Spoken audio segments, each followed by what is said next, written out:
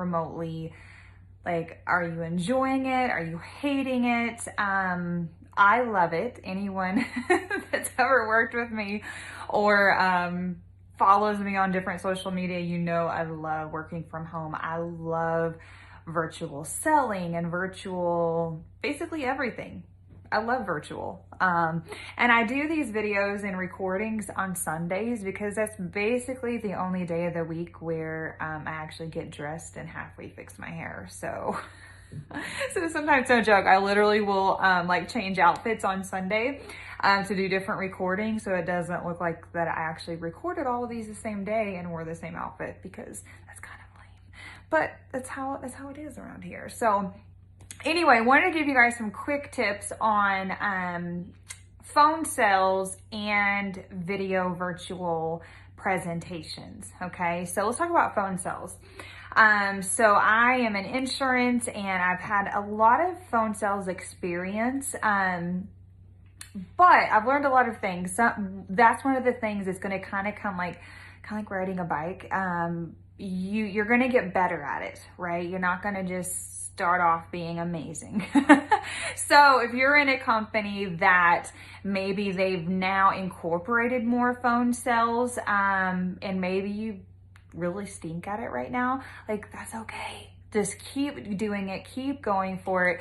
I was doing a training for our company the other day and I said, guys, I don't need you to be me, right? I don't need you to try to do everything that I'm doing.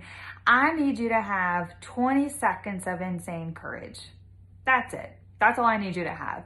Because probably the biggest hang up with phone sales is just that fear, is just actually picking up the phone and dialing, right? So if you can get over that, phone sales is one of those things, it really depends on you and your confidence.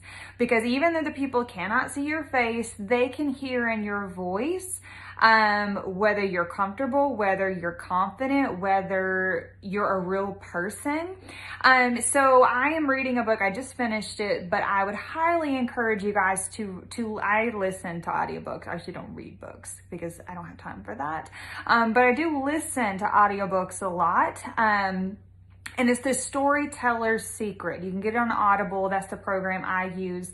But they said something that I keep thinking about, and I was already doing it, but it just resonated with me even more. It said, if they're laughing, they're listening. If they're laughing, they're listening. And I learned very quickly on the power of humor in the right place, in whether it's phone sales or video content or virtual presentation. If they're laughing, they're listening to what you're saying. So how can you, in your own personality, in your own way, how can you make them laugh? Because if you can get someone comfortable and to laugh at your joke or to make small talk with you, their defenses kind of come down, and they're just talking to you like you're at a coffee shop, having coffee with them, right? It's not, oh, I'm a salesperson and I'm like, trying to like force you to buy something from me. So it's more of a psychological thing. If I can get someone to laugh over the phone, I'm more apt to sell them because they're comfortable with me. They know I'm not just a robot. I'm not just reading a script. I'm a human. I'm a real person. Especially if you're in an industry and a market where the client is getting a lot of phone calls from a lot of people.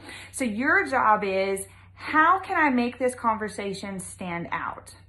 And one of the best ways, in my opinion, is to get them to laugh. Use humor, use your personality, because they may not remember your name. They may not remember even what you're selling, but they're going to remember. That one girl, I think her name was Ashley. I don't even know, but she said this joke, or she made me feel happy. So when I am calling people and I'm calling my prospects, I hardly ever end a conversation where someone genuinely did not enjoy the conversation. They enjoy talking to me. And that's going to leave a better impression than hey, I am Ashley and I'm with so-and-so. And did you know, here are the 10 reasons why we're the best. Guys, they don't care. right? So remember that if they're laughing, they're listening, okay? But also in that same mindset when you're doing virtual. So I do a lot of video content. I do a lot of live videos, and now I'm doing virtual seminars, and that's really awkward. Okay, because you have to be in that same mindset, in that same place of if they're laughing, they're listening, except the only problem is you're not hearing them laugh. So at least on the phone, you can hear them laugh or not laugh, which depending how bad the joke was. I don't know. But virtually, you cannot feed off that. You don't have your audience. You don't have that person to feed off like, hey, are they like picking up when I'm putting down, or are they like totally tone me out? You have no idea. And so that comes with practice and just confidence too, is okay, if I said this, or I've said this before in a live seminar and like everyone always laughs, so I'm still going to use that same joke or that same humor, even if I cannot hear the audience. And that's really awkward. So you're going to feel awkward, but I promise the more you do it and the more just you get comfortable with it, you will come across that way, even on video when like you're just talking to yourself, which is again, awkward.